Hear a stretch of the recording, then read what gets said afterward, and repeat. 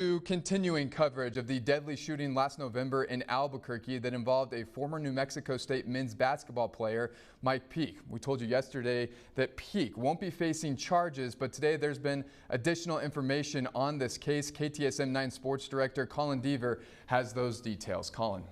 Andy, the Bernalillo County District Attorney's Office said last night that Mike Peake acted in self-defense and that the prior administration chose not to pursue charges. The new DA is honoring that as well. Today, the DA's office telling KTSM that 5 other former members of the NMSU men's basketball team, coaches Greg Heyer and Dominique Taylor, and players Issa Muhammad, Anthony Roy, and Marcellus Avery will not be charged in relation to the deadly November 19th shooting in Albuquerque. Now, after Peake and the deceased Brandon Travis got into the gunfight on the University of New Mexico's campus in the hours before a rivalry basketball game between the Aggies and Lobos, the 3 players, Avery, Muhammad, and Roy, arrived to help Peake and put his gun and tablet into the back of a vehicle. Those items were later found in the team hotel and on the team bus, respectively. Taylor is seen on police body camera footage turning the gun over to authorities. Heyer made the decision for the team to leave Albuquerque before police had finished their preliminary investigation. Now, the actions of those 5 men led the DA's office to investigate their actions for possible criminal charges. Today,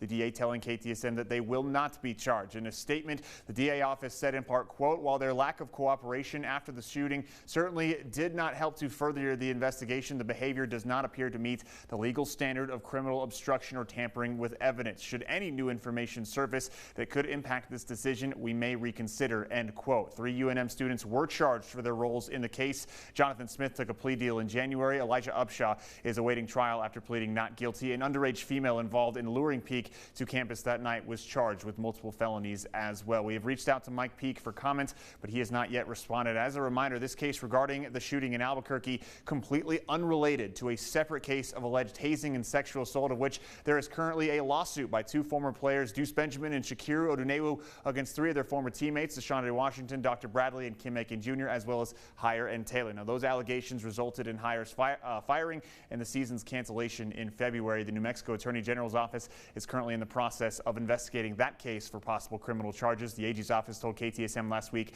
that prosecution is, quote, likely in that case. And